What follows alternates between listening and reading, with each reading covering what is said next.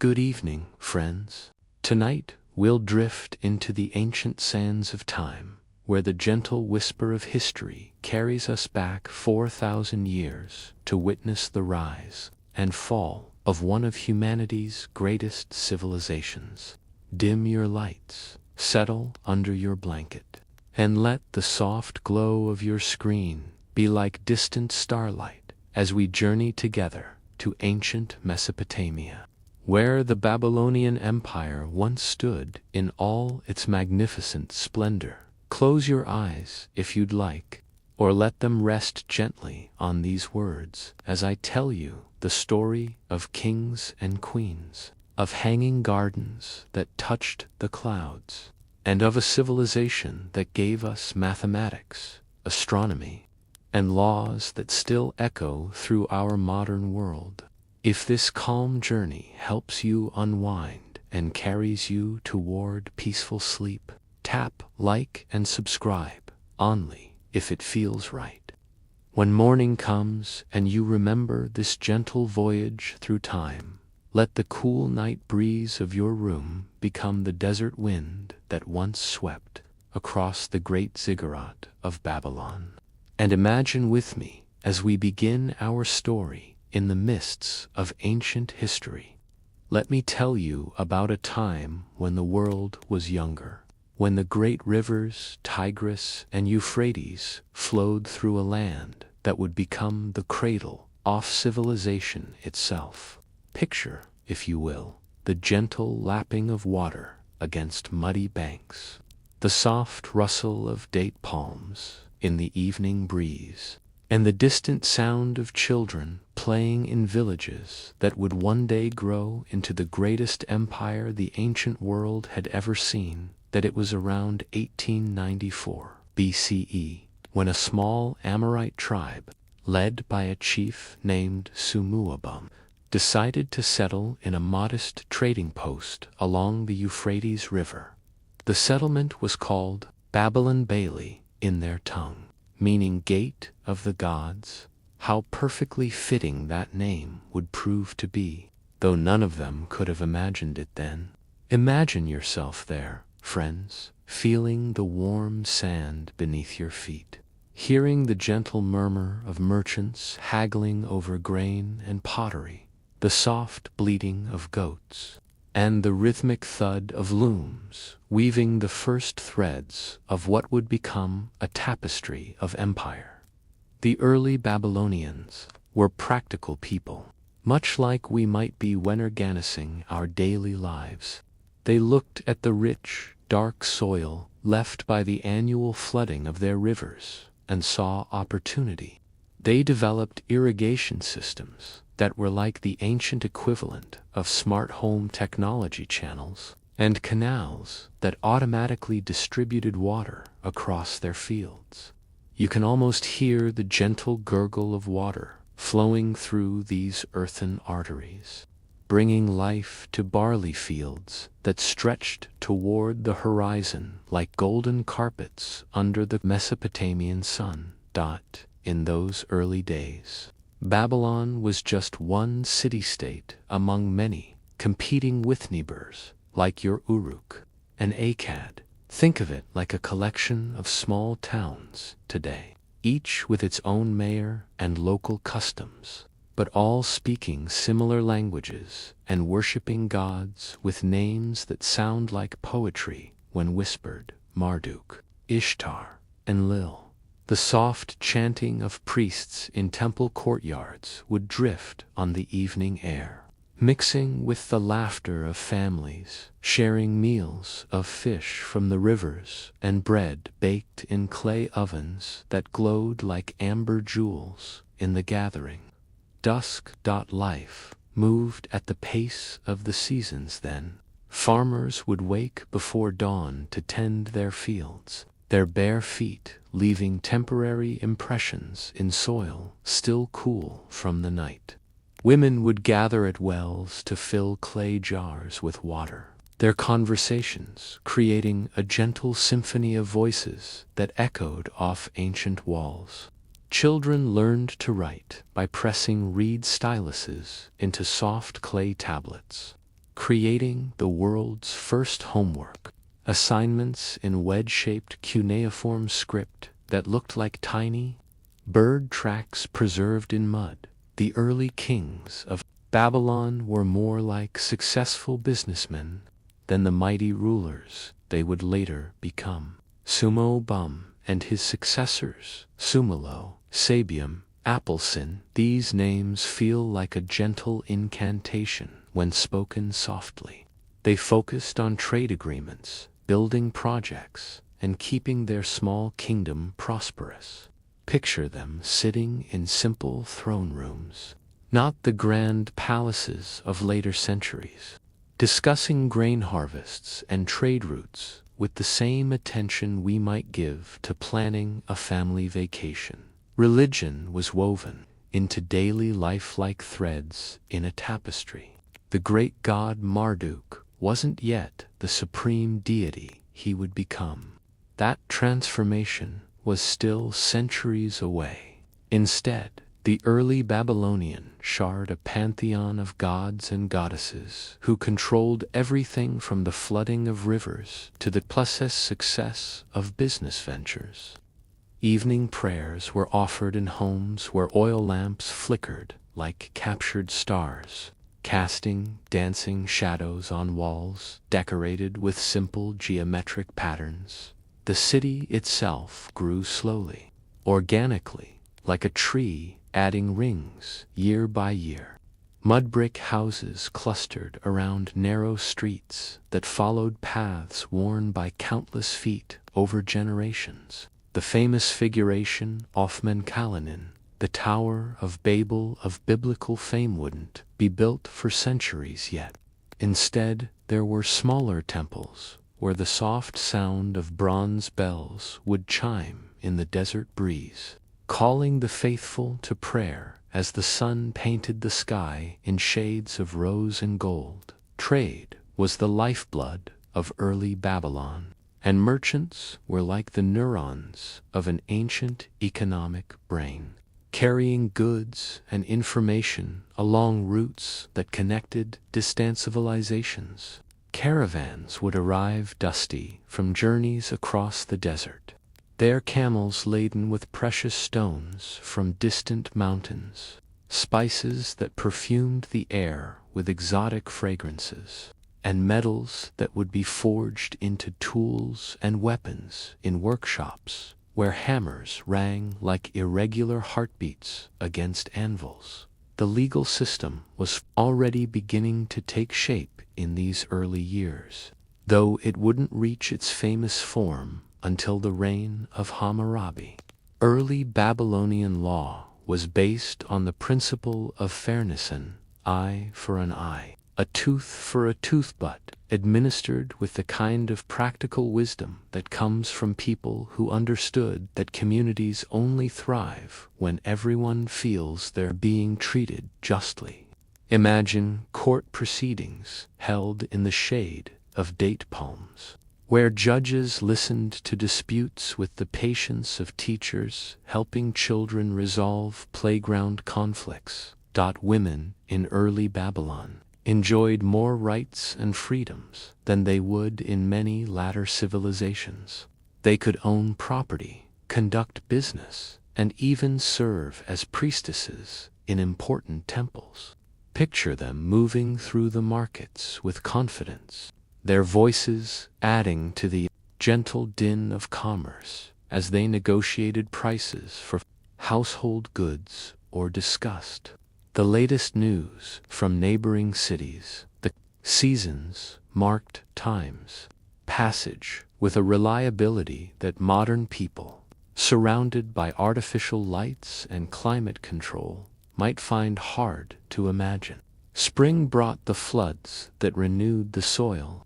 Summer brought the intense heat that drove people to seek shade during midday hours.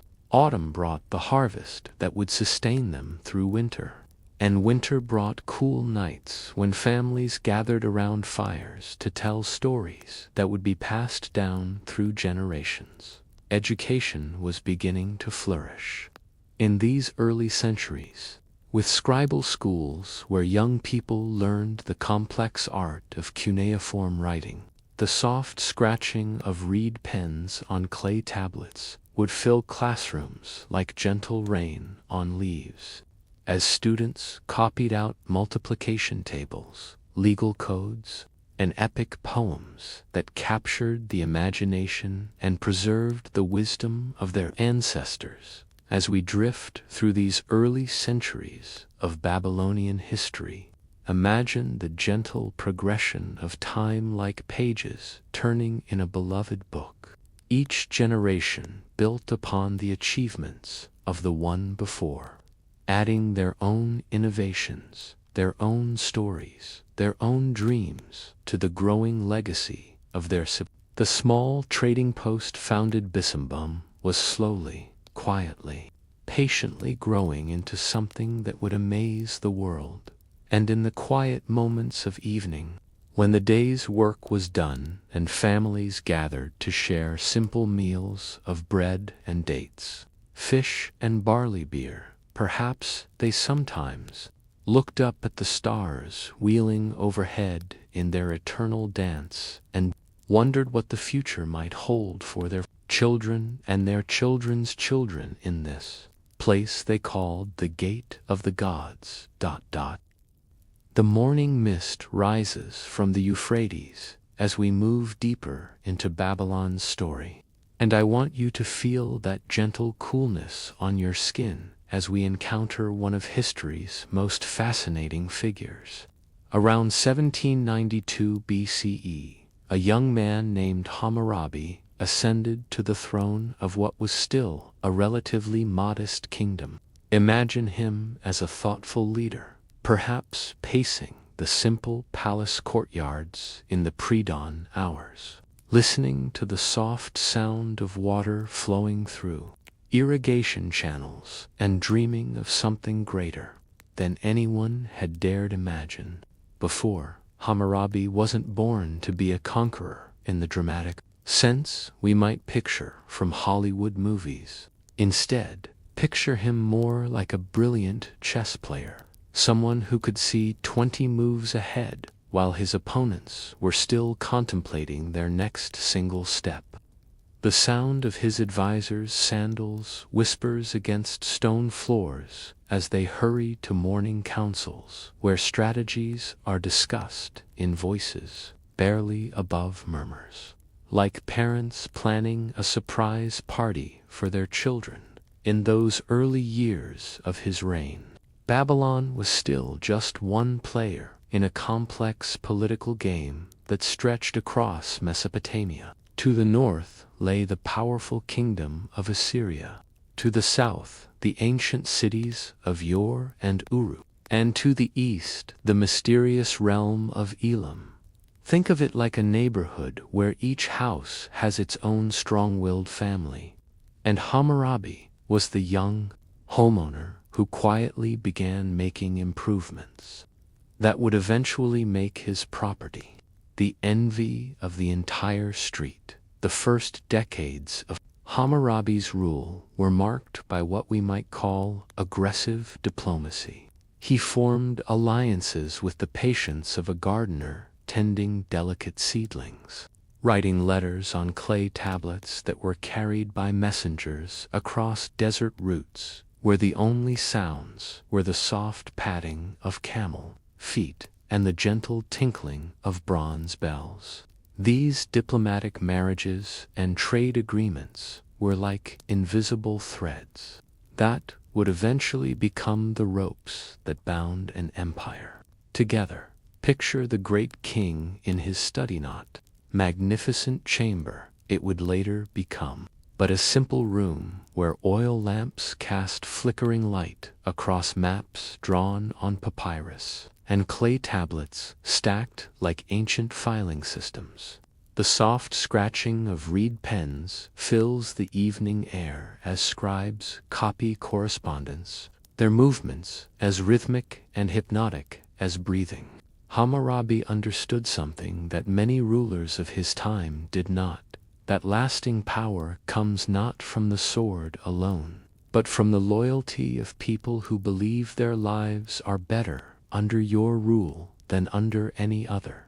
The famous Code of Hammurabi wasn't created in a moment of divine inspiration, as later legends would suggest. Instead, it evolved like a river carving its channel, shaped by years of careful observation and practical experience.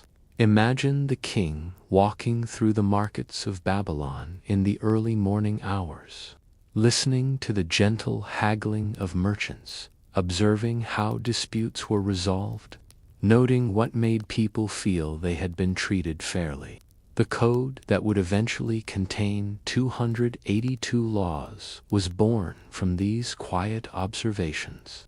Like a poem that emerges from years of watching the world with patient attention, the great stele on which the code was carved stands like a beacon in our imagination, black basalt polished to mirror smooth perfection, with Hammurabi depicted receiving the laws from the sun god Shamash himself. But before that magnificent monument existed, the laws lived in the daily practice of Babylonian courts, where judges applied principles of justice with the same careful attention a baker gives to measuring ingredients for bread. War, when it came, was conducted with the same methodical intelligence that Hammurabi brought to everything else.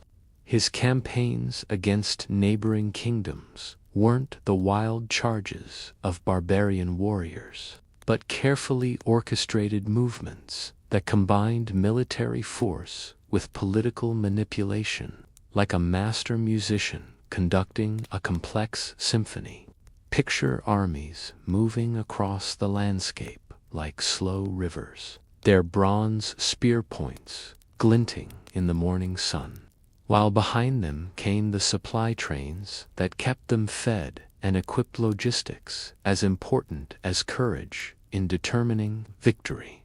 The conquest of Larsa in 1763 BCE marked a turning point in Mesopotamian history, though few at the time realized they were witnessing the birth of something unprecedented. Rimson of Larsa had ruled for 60 years, making him something like the beloved grandfather of southern Mesopotamia, and his defeat by the relatively young Hammurabi sent shockwaves through the ancient world like ripples spreading across a still pond. But Hammurabi's treatment of his conquered enemies showed the wisdom that would define his reign: integration rather than destruction. Respect for local customs combined with gradual transformation into Babylonian ways. The administrative system that Hammurabi created to govern his expanding empire was like an early version of a modern bureaucracy, but infused with the personal touch that made subjects feel connected to their distant king. Provincial governors were chosen for their competence and loyalty, and they maintained regular correspondence with the capital through a postal system that used horses and donkeys to carry messages across distances that would have seemed impossibly vast to earlier generations. Imagine these ancient mail carriers, their saddlebags stuffed with clay tablets wrapped in leather pouches, riding through landscapes where the only sounds were birdsong and the whisper of wind through grain fields. Religion under Hammurabi underwent a subtle but profound transformation. Marduk, the patron god of Babylon, was gradually elevated above the traditional pantheon, not through violent suppression of other deities, but through the kind of gentle promotion that makes people believe they're witnessing natural evolution rather than political manipulation. Temple ceremonies became grander, more elaborate, with processions that wound through city streets like colorful rivers of silk and bronze, accompanied by music that seemed to make the very air sacred. The economic prosperity that followed Hammurabi's conquests was like sunshine after a long winter. Trade routes that had been disrupted by constant warfare reopened, and merchants could once again travel from the Persian Gulf to the Mediterranean without fear of bandits or arbitrary taxes.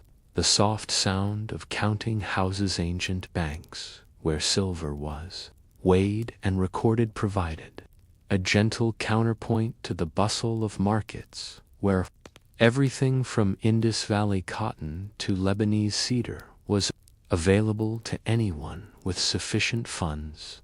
Art and literature flourished under Hammurabi's patronage, like flowers in a well-tended garden. The great epic of Gilgamesh was refined and expanded during this period.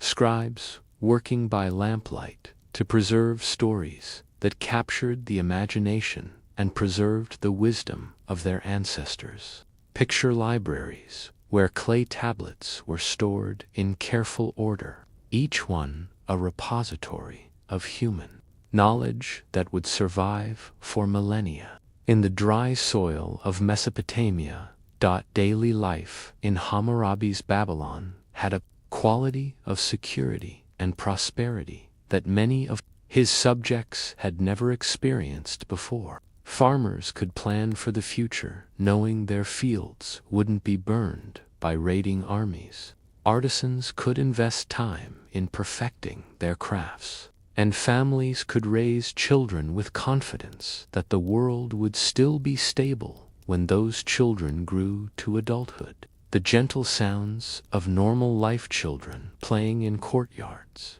women singing lullabies, old men discussing philosophy in the shade of date palms, these became the true music of the Babylonian Golden Age. But even as Hammurabi's empire reached its zenith, the seeds of future challenges were already being planted. The very size of his conquests made central control increasingly difficult, and the neighboring powers that hadn't yet fallen to Babylonian arms were watching and learning, preparing their own responses to this new colossus that had emerged from what had once been a modest city-state as night falls. On this chapter of our story, picture the great king in his later years, perhaps standing on a palace balcony overlooking his capital city, watching the lights of countless homes twinkling like earthbound stars. The soft murmur of evening prayers rises from temple courtyards, children's laughter echoes from family compounds, and the gentle splash of water in fountain gardens provides a peaceful soundtrack to contemplation. He had built something magnificent, something that would outlast his own mortal frame and echo through the centuries. The gentle morning light filters through the date palms as our story moves forward in time. And I want you to breathe deeply and imagine the sweet scent of jasmine and roses carried on desert breezes that have traveled across centuries to reach us here in this quiet moment. We're stepping into the reign of Nebuchadnezzar II, who ruled from 605 to 562 BCE. Though the Babylon he governed was built upon foundations laid by generations of kings, whose names whisper like prayers in the evening air. Nabonassar, Tiglath-Pileser, Nabopolassar. Picture yourself walking through the Ishtar Gate, its brilliant blue glazed bricks, decorated with golden dragons and bulls that seem to move in the flickering light of bronze torches. The gate itself rises like a mountain of lapis lazuli against the desert sky, and passing through it feels like entering another world, entirely one where human ambition and divine inspiration have combined to create something that touches the very edge of possibility. The soft sound of your footsteps on polished stone mingles with the distant chanting of priests, and the gentle splash of water in gardens that shouldn't exist, but somehow do. Nebuchadnezzar was a king who thought in terms of forever, someone who looked at the flat Mesopotamian landscape and envisioned terraced gardens rising like green mountains toward heaven. The Hanging Gardens of Babylon, one of the 7 wonders of the ancient world, may have been built not from vanity but from love, a gift for his homesick queen Amytis, who missed the mountains and forests of her native Media. Imagine the engineering challenges this presented, creating an artificial mountain in a land as flat as a tabletop, designing irrigation systems that could lift river water hundreds of feet into the air, all accomplished with nothing but human muscle, bronze tools, and the kind of mathematical genius that makes modern engineers pause in respectful amazement. The gardens themselves were like stepping into a dream made real. Picture terraced levels rising in graceful steps, each one a different ecosystem, carefully tended by gardeners who understood that they were maintaining a miracle. Rare trees from distant land, cedar from Lebanon, fig trees from distant mountain, flowering vines that had never before grown in Mesopotamian soil all thrived in this artificial paradise, where the sound of falling water provided a constant, soothing melody that masked the harsh realities of desert life just beyond the palace walls. The hydraulic system that made these gardens possible was an engineering marvel that wouldn't be surpassed for centuries. Bronze gears and leather belts, operated by teams of servants working in shifts, lifted water from the Euphrates in an endless chain that sparkled like liquid diamonds in the sunlight. The gentle creaking of machinery, the soft splash of water falling from level to level, and the rustle of leaves in the artificial breeze created by the garden's unique microclimate combined to produce what visitors described as the sound of heaven itself. But Nebuchadnezzar's vision extended far beyond these famous gardens. He transformed Babylon into what was essentially the world's first true metropolis, a city that covered nearly 2,500 acres and housed perhaps 200,000 people, a population that would have seemed impossible to manage by the standards of earlier civilizations.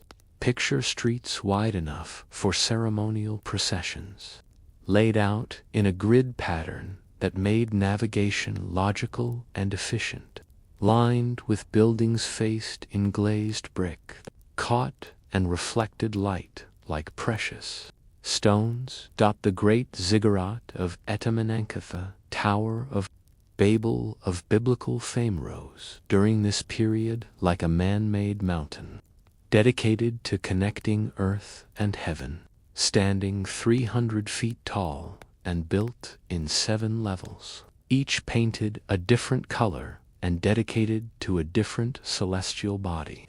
It was visible from miles away across the flat Mesopotamian plain. Imagine the sound of construction echoing across the city for decades, the rhythmic pounding of hammers, the creak of wooden cranes, the soft chanting of workers hauling massive stone blocks up ramps that spiraled around the structure, like ribbons wrapping a cosmic gift. The famous processional way that led to the Ishtar Gate was designed to overwhelm visitors with the sheer scale of Babylonian achievement. Picture yourself as a foreign ambassador approaching the city for the first time, your chariot wheels rolling smoothly over perfectly fitted stone blocks, while walls decorated with 120 lions in glazed bricks seem to pace alongside you, their eyes glinting with an almost supernatural awareness.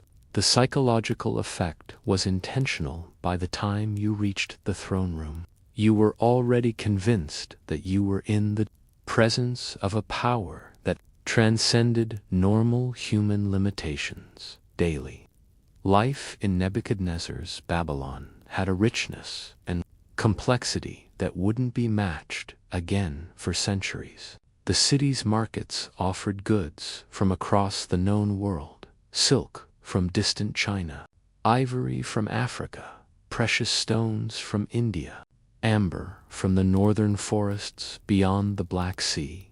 The soft murmur of dozens of languages created a constant background symphony as merchants, diplomats, scholars, and artisans from every corner of the ancient world conducted business in streets that had become the crossroads of civilization itself. The Babylonian banking system during this period was remarkably sophisticated, with clay tablets serving as promissory notes and contracts that allowed merchants to conduct business across vast distances without actually transporting precious metals. Picture banking houses, where the soft scratching of styluses on clay provided the soundtrack to financial transactions that connected the Mediterranean with Central Asia, creating an economic network that was like an ancient version of the internet. Invisible threads of commerce binding distant peoples together. Religion in Nebuchadnezzar's time had evolved into elaborate ceremonies that combined theater, music, and genuine spiritual experience in ways that modern people might find difficult to imagine. The New Year festival, celebrated each spring when the Euphrates began its annual flood, involved processions that lasted for days, with statues of gods carried through streets, while thousands of participants chanted prayers that seemed to make the very air sacred. The gentle percussion of bronze drums and the sweet sound of wooden flutes created music that was believed to maintain the cosmic order itself. Education and learning flourished under Nebuchadnezzar's patronage like plants in the famous gardens. The great library of Babylon contained hundreds of thousands of clay tablets, covering everything from mathematical calculations to medical procedures, astronomical observations to epic poetry. Picture scribal schools, where the soft scratching of reed pens on clay provided a gentle counterpoint to instruction in languages, mathematics, astronomy, and literature, all the accumulated wisdom of Mesopotamian civilization, carefully preserved for future generations. Astronomical observations made during this period were so accurate that they wouldn't be significantly improved upon until the invention of telescopes nearly 2 millennia later. Babylonian astronomers, working from observation towers that rose above the city's walls, tracked the movements of planets with mathematical precision that allowed them to predict eclipses, calculate the length of the year to within minutes of modern measurements, and develop a calendar system that influenced cultures across the ancient world. Imagine them working through the night, their calculations illuminated by oil lamps, while the stars wheeled overhead in their eternal dance. Art during Nebuchadnezzar's reign reached levels of sophistication that combined technical mastery with aesthetic vision in ways that still take our breath away. The glazed brick reliefs that decorated the city's walls and gates required techniques that wouldn't be rediscovered in Europe until the Renaissance. Colors deep blue, brilliant gold, rich green were achieved through chemical processes that represented cutting-edge technology for their time, creating artworks that seemed to glow with inner light even in the harsh desert sun. The legal system that had begun with Hammurabi's code had evolved by Nebuchadnezzar's time into something approaching modern jurisprudence, with courts that maintained detailed records and judges who were expected to base their decisions on precedent and written law rather than personal whim. Picture court proceedings conducted with the same attention to detail and fairness that characterized the best of Babylonian civilization, where justice was dispensed with the careful precision of engineers, calculating the stress points in a bridge. Imagine standing in the hanging gardens as the sun sets beyond the Euphrates, painting the sky in shades of rose and gold that reflect off the glazed walls of the city below. The soft sound of water falling from terrace to terrace mingles with the distant murmur of evening prayers and the laughter of children playing in palace courtyards. This was humanity at its most ambitious and creative, a civilization that had learned to transform dreams into reality and make the impossible seem effortless.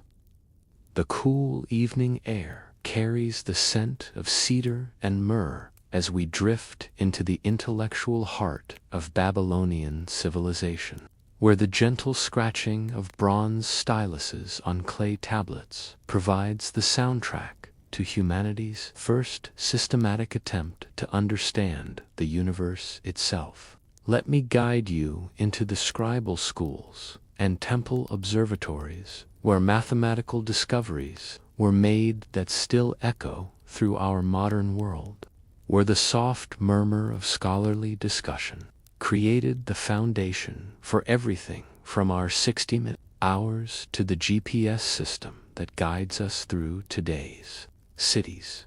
Picture yourself in the great Library of Babylon during the reign of Nabonidus, the last independent king, around 550 BCE.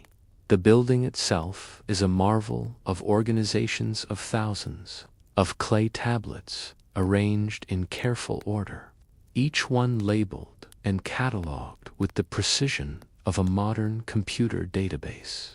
The gentle sound of scholars moving through the stacks, their sandals whispering against polished stone floors, mingles with the soft voices of students copying important texts, preserving knowledge that has accumulated over more than a millennium of careful observation and brilliant insight. Babylonian mathematics emerged from practical necessity, the need to calculate field areas, predict floods, and manage the complex business transactions of a vast trading empire.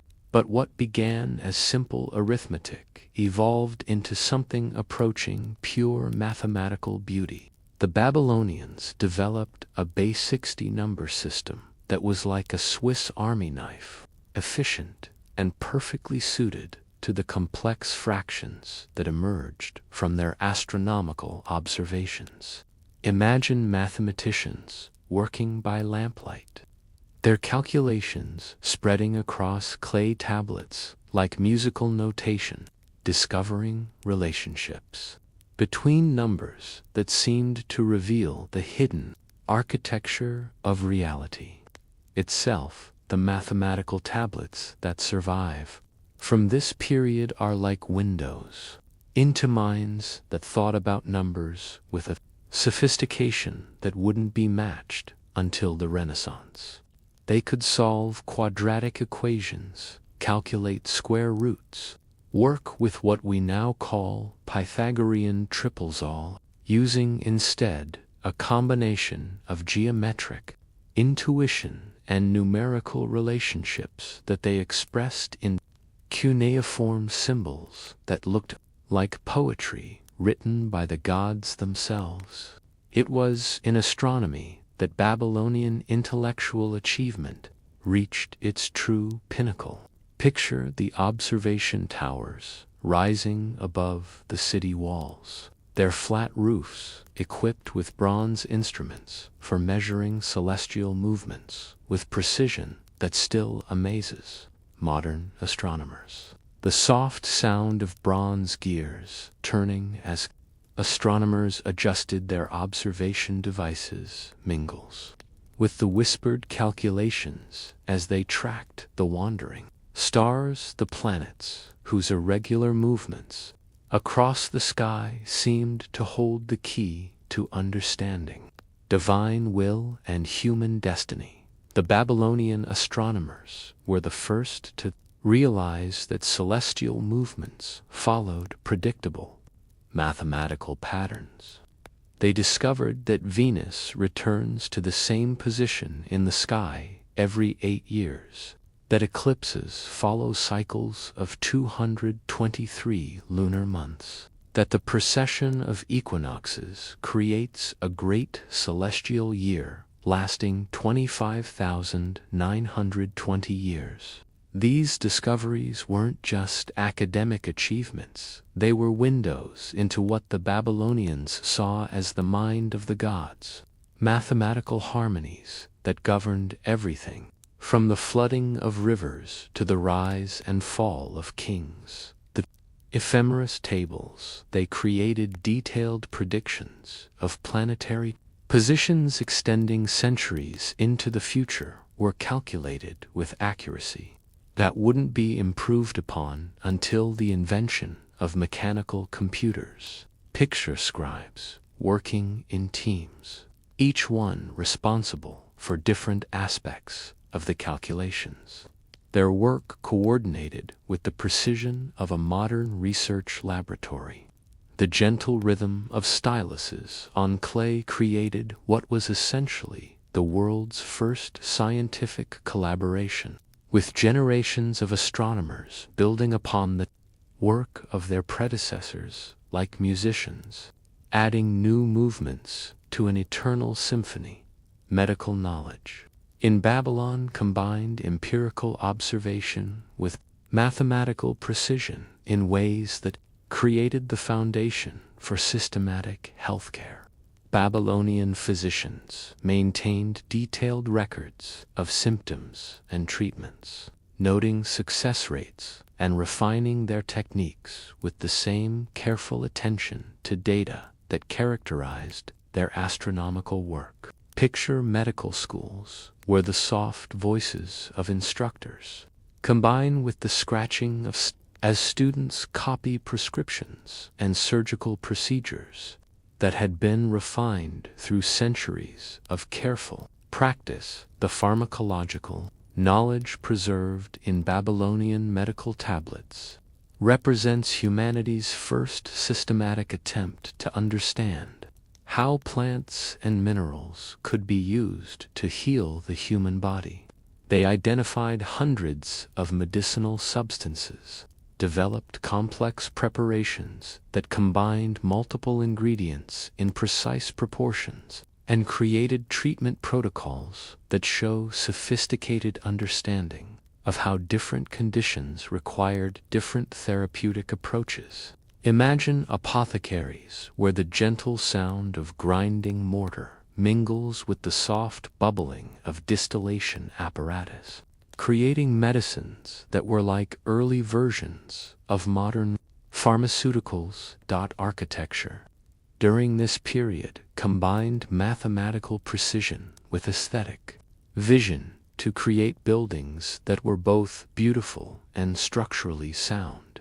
The famous spiral ramps of the ziggurat weren't just architectural features, they were mathematical curves, calculated to distribute weight evenly while creating the visual effect of a structure that seemed to defy gravity itself. Picture architects working with compass and straight edge, their geometric constructions spreading across clay planning tablets like blueprints for connecting earth and heaven. The hydraulic engineering that made Babylonian agriculture possible was based on mathematical calculations that took into account everything from seasonal rainfall variations to soil absorption rates.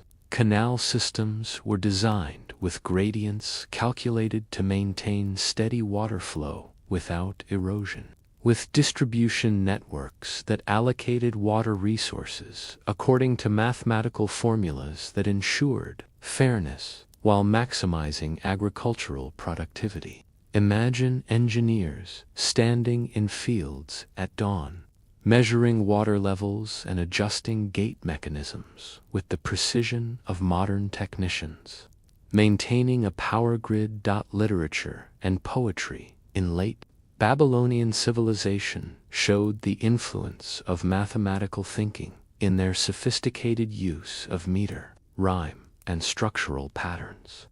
Epic poems were constructed according to numerical principles, 7-tablet cycles, repetitive patterns that created hypnotic effects, numerical symbolism that added layers of meaning accessible only to educated readers. Picture poets working like composers, their verses arranged according to mathematical harmonies that made their words resonate in the mind long after the recitation ended. The great creation epic, Enuma Elish, wasn't just a religious text, it was a cosmological treatise that described the universe in terms of mathematical relationships between opposing forces, the battle between order and chaos, the emergence of structure from primordial void, the establishment of celestial cycles that govern earthly life. This was expressed in language that combined poetic beauty with what we might recognize as early scientific speculation about the fundamental nature of reality. Legal scholarship during this period applied mathematical precision to questions of justice and social organization. Legal codes were structured according to logical principles, with penalties calculated according to formulas that took into account the social status of both victim and perpetrator, the economic impact of crimes, and the mathematical relationships that governed compensation and restitution. Picture courts where justice was dispensed with the same attention to precision that astronomers brought to predicting eclipses. The educational system that produced these scholar scientists was remarkably sophisticated, with curriculum that progressed from basic literacy through advanced mathematics, astronomy, medicine, and law. Students spent years mastering cuneiform writing, memorizing mathematical tables, and learning to use the bronze instruments that made precise measurement possible. Picture classrooms where the soft murmur of recitation mingles with the scratching of practice tablets, creating an atmosphere of intellectual excitement that produced some of the greatest minds in human history. As we drift through these halls of ancient learning, imagine the gentle satisfaction of scholars who knew they were adding to humanity's store of knowledge, contributing to an intellectual tradition that would outlast empires and survive the rise and fall of civilizations. The soft lamplight illuminating their calculations, the whispered discussions that resolved complex problems, the patient accumulation of data that would eventually transform human understanding of the universe itself. This was knowledge pursued for its own sake, wisdom treasured as the greatest of all human achievements. The desert wind carries a different sound now, friends, not the confident bustle of empire at its height, but something more subtle, more complex, like the sighs of an elderly person reflecting on a life well lived but drawing to its close. Let me take you into the final century of independent Babylon, where the soft footsteps of Persian messengers echo through palace corridors and the gentle voices of priests chant prayers to gods whose power seems to be waning with the changing times. Picture yourself in Babylon around 560 BC. During the reign of Nabonidus, the last king of the Neo-Babylonian Empire, the great city still gleams with glazed brick and bronze fittings. The hanging gardens still cascade with impossible beauty, and the markets still buzz with commerce from across the known world. But there's something different in the era sense of transition, of change approaching like distant thunder on a summer afternoon, felt more than heard by those wise enough to read the signs of their times. Nabonidus was a curious figure, more scholar than warrior, more archaeologist than administrator. Imagine him in the early morning hours, walking among the ruins of ancient Sumerian cities with the enthusiasm of someone discovering treasures in an attic. He restored temples that had been abandoned for centuries, collected inscriptions from the time of Hammurabi, like a modern historian gathering primary sources, and sponsored archaeological excavations that were among the first systematic attempts to understand the past through physical evidence. But this passion for ancient history came at a cost that his subjects found difficult to understand.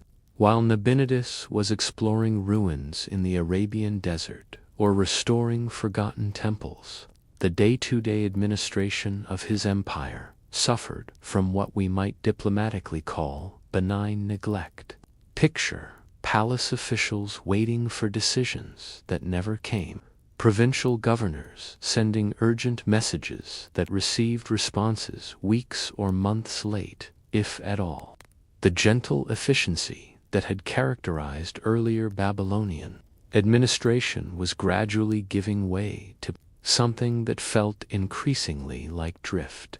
Religious policies of Nabonidus created tensions that would prove fatally important when crisis finally arrived. His devotion to the moon god Sin, rather than Marduk, the traditional patron of Babylon, felt like betrayal to many of his subjects. Imagine the soft murmur of discontent in temple courtyards, the whispered conversations among priests who saw their influence and their gods being diminished by a king who seemed more interested in the past than the present. Religious loyalty had been one of the strongest bonds holding the Babylonian Empire together, and Nabonidus was inadvertently weakening that crucial connection. To the east, a new power was rising with the inexorable force of a river in flood. Cyrus the Great of Persia had spent the first decades of his reign conquering and consolidating, creating an empire that stretched from the Indus Valley to the Aegean Sea. But unlike previous conquerors who ruled through fear and force, Cyrus had developed a different approach, what we might call enlightened imperialism. Governance that respected local customs and religious practices while integrating conquered territories into a vast, efficient administrative system.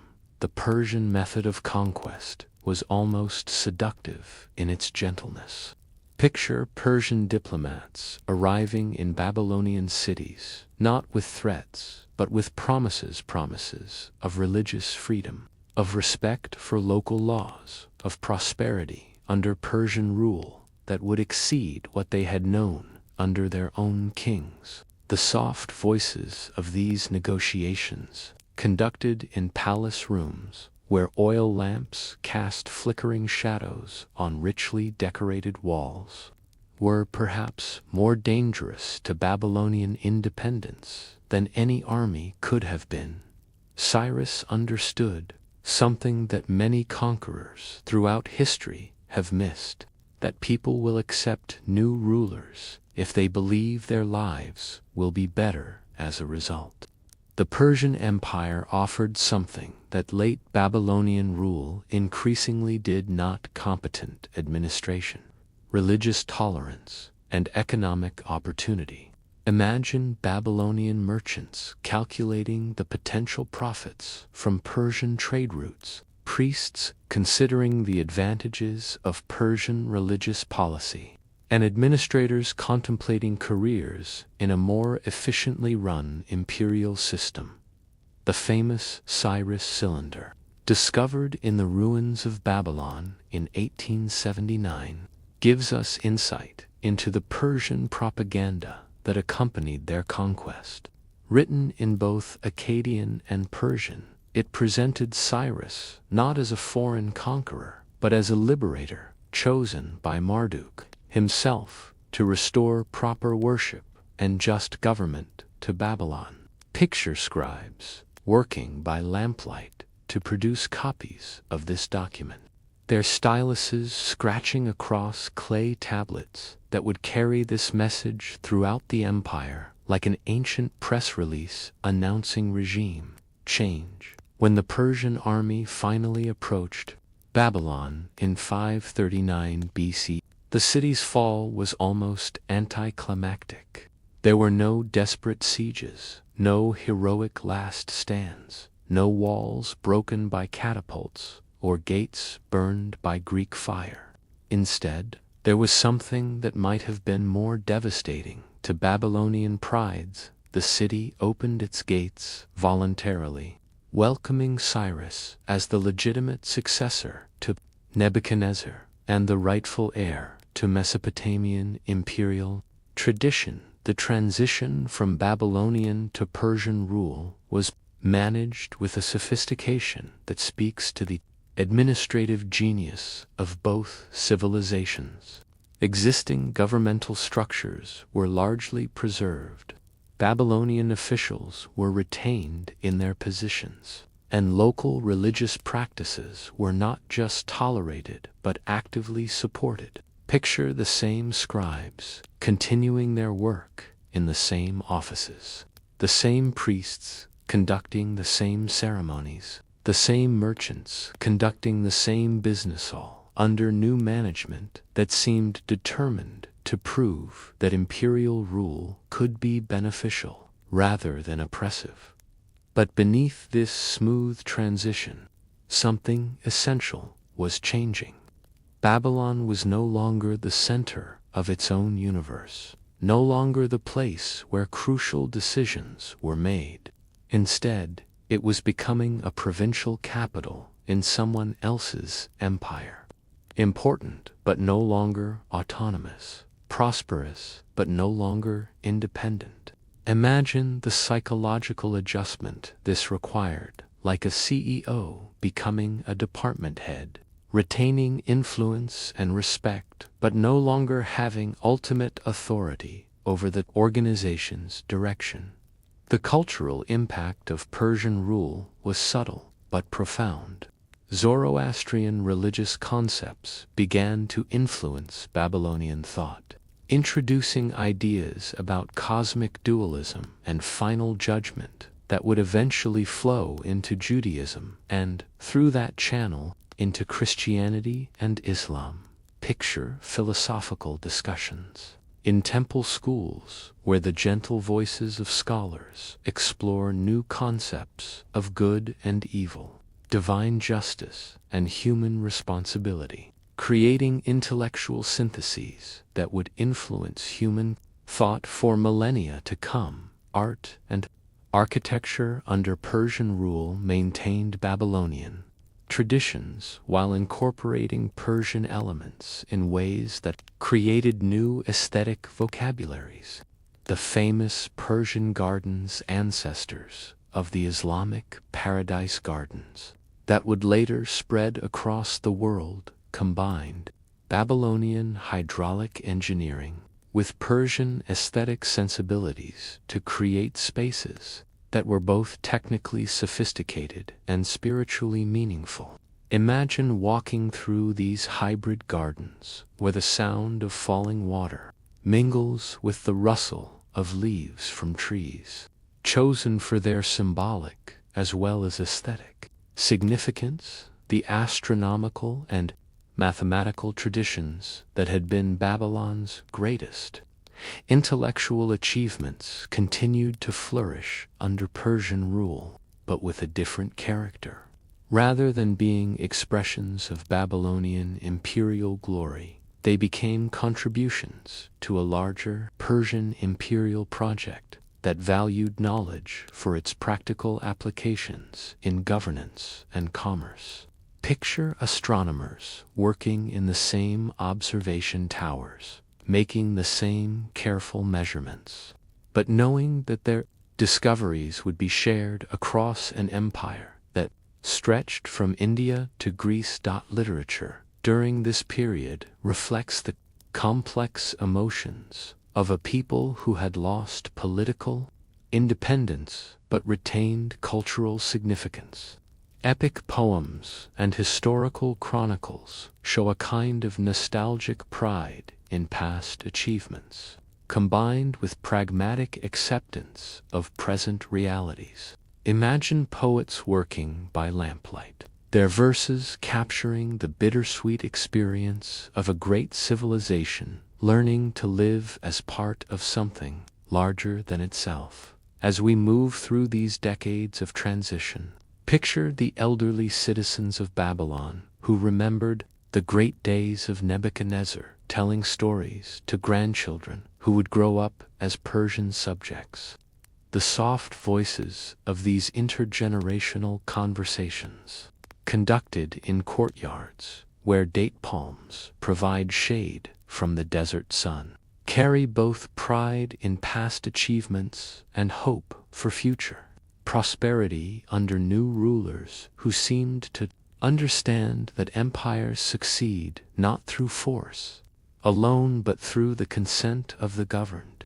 Evening prayers that rise from temple courtyards now include petitions for Persian kings as well as Babylonian gods, creating a kind of spiritual synthesis that reflects the political realities of imperial rule.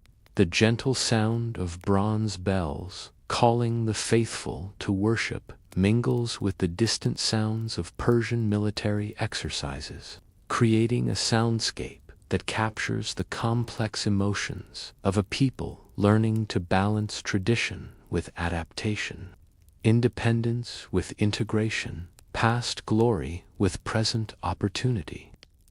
The last light of evening paints the ancient walls of Babylon in shades of rose and gold as we arrive at the final chapter of our gentle journey through time, where the whisper of desert wind through ruined archways carries stories that refuse to die, even when the civilization that created them has long since faded into memory. Let me guide you through these final centuries, where the soft footsteps of pilgrims and scholars echo through corridors that once rang with the voices of kings, and where the accumulated wisdom of millennia continues to flow like an underground river, nourishing human thought long after its source has been forgotten by most of the world.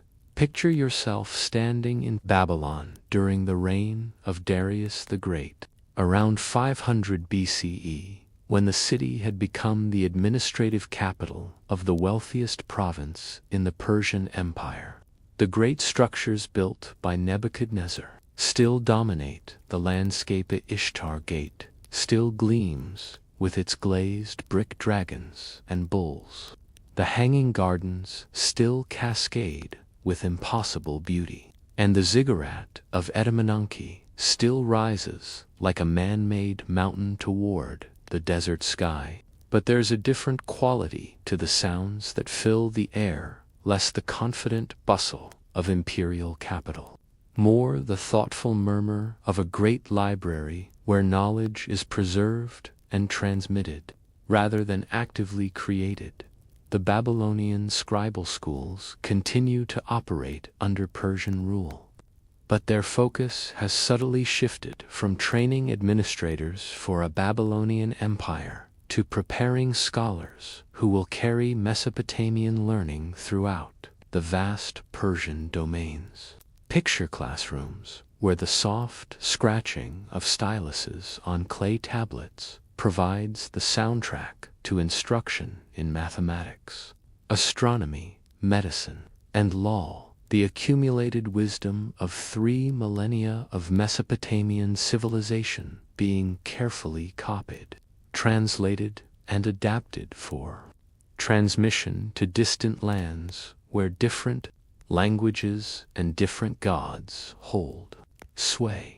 The astronomical observations that had been Babylon's greatest scientific achievement continue with undiminished precision, but they now serve a larger purpose than predicting the fates of Babylonian kings. Persian administrators use Babylonian astronomical data to coordinate activities across an empire that spans multiple time zones, to schedule religious festivals that must be celebrated simultaneously from India to Egypt, to maintain calendar systems that keep vast bureaucratic machinery running smoothly across distances that would have seemed incomprehensible to earlier civilizations. The mathematical innovations developed in Babylonian schools during this period represent perhaps the culmination of Mesopotamian intellectual achievement, working with mathematical concepts that won't be rediscovered in Europe until the Renaissance. Babylonian scholars developed new techniques for solving complex equations, create geometric methods for calculating areas and volumes, and establish numerical relationships that will eventually flow into Greek mathematics and, through that channel, into the mathematical foundations of modern science.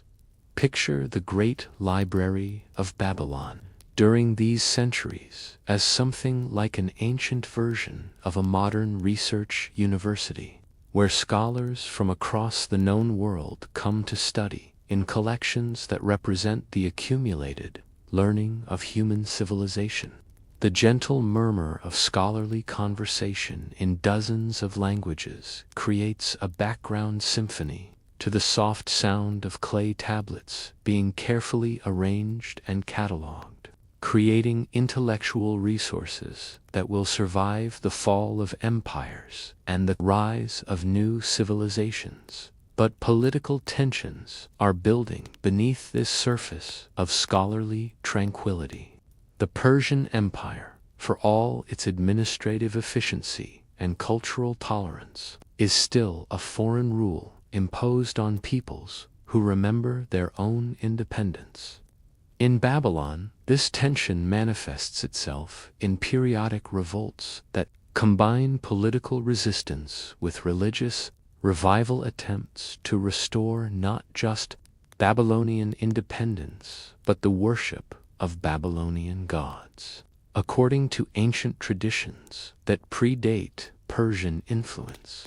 The revolts of Nadintabale in 522 BCE and Araka in 521 BCE represent the last serious attempts to restore Babylonian independence, and their failure marks the end of Babylon as a political entity with ambitions beyond provincial status. Picture the soft sound of conspiracy in palace chambers where oil lamps cast flickering shadows on walls decorated with reliefs that celebrate Babylonian rather than Persian achievements, where whispered conversations explore possibilities that will ultimately prove impossible to realize. The suppression of these revolts brings changes that mark the beginning of Babylon's long decline from great city to historical curiosity. Persian administrators, no longer confident of Babylonian loyalty, begin to redirect trade routes through other cities, to relocate administrative functions to centers that seem more politically reliable, to treat Babylon more like a museum of past achievements than a vital component of present imperial success. But even as political importance wanes, cultural influence continues to grow through channels that are less visible but ultimately more durable than imperial administration. Babylonian astronomical data reaches Greek scholars who will use it to develop new theories about the structure of the cosmos. Babylonian mathematical techniques flow into Islamic scholarship, where they will be refined and transmitted to medieval Europe. Babylonian legal concepts influence Persian law codes that will govern vast territories for centuries to come. The arrival of Alexander the Great in 331 BCE marks another transition in Babylon's long history from Persian provincial capital to prize in the wars of succession that follow Alexander's death. Picture the Macedonian conqueror standing in the throne room of Nebuchadnezzar, surrounded by the accumulated treasures of centuries of Mesopotamian civilization, perhaps feeling something like what we might experience when standing in the ruins of ancient Rome or walking through the halls of the British Museum, a sense of connection to achievements that dwarf our own individual accomplishments. Plans to rebuild Babylon as the capital of his Eastern Empire die with him. But the Hellenistic kingdoms that emerge from the wreckage of his conquests continue to value Babylonian learning even as they gradually replace Babylonian culture with Greek alternatives. The Seleucid Empire, which controls Mesopotamia for nearly 2 centuries after Alexander's death, maintains the astronomical schools and scribal academies that preserve and transmit Babylonian intellectual achievements. But increasingly, these institutions serve Greek masters who view Babylonian culture as exotic wisdom from a distant past rather than living tradition with contemporary relevance. Picture the gradual transformation of Babylon during these Hellenistic centuries. Greek theaters rising beside Mesopotamian temples, Greek gymnasiums complementing Babylonian schools, Greek administrative practices slowly replacing cuneiform record-keeping with alphabetic writing that seems simpler but lacks the mathematical precision that made Babylonian scholarship possible. The soft sound of Greek replacing Akkadian in official proceedings marks the end of an era that had lasted for 3,000 years. The Parthian conquest of Mesopotamia in 141 BCE brings rulers who are more sympathetic to local traditions than their Greek predecessors had been. But by this time, the damage to Babylonian culture has become irreversible. The scribal schools that had maintained cuneiform literacy for millennia gradually close as demand for traditional learning disappears. The great libraries fall into disrepair as clay tablets crumble and are not replaced. The astronomical observations that had continued for over a millennium finally cease as the last generation of trained observers dies without passing their knowledge to successors by the time of Christ's birth. Babylon has become what it would remain for the next 2,000 years, a collection of ruins that testify to past greatness, but no longer play any significant role in contemporary affairs. The last cuneiform tablet is inscribed sometime in the 1st century CE, marking the end of the world's oldest continuous writing tradition and the final silence of voices that had spoken without interruption since the dawn of recorded history. But the ideas that were born in Babylon refuse to die with the civilization that created them. Babylonian astronomy flows into Islamic science, where it will be refined and transmitted to medieval Europe. Babylonian mathematics becomes part of the foundation for Renaissance science. Babylonian law influences legal codes that govern modern nations. Babylonian literature inspires religious and philosophical traditions that continue to shape human thought today. Picture the desert wind blowing across the ruins of Babylon in the centuries after the last cuneiform scribe has laid down his stylus, carrying with it not just sand and the whispers of vanished voices, but ideas that will resurface in unexpected places, the calculations that guide spacecraft to distant planets, in the legal principles that govern international commerce, in the astronomical observations that help us understand our place in the cosmic order.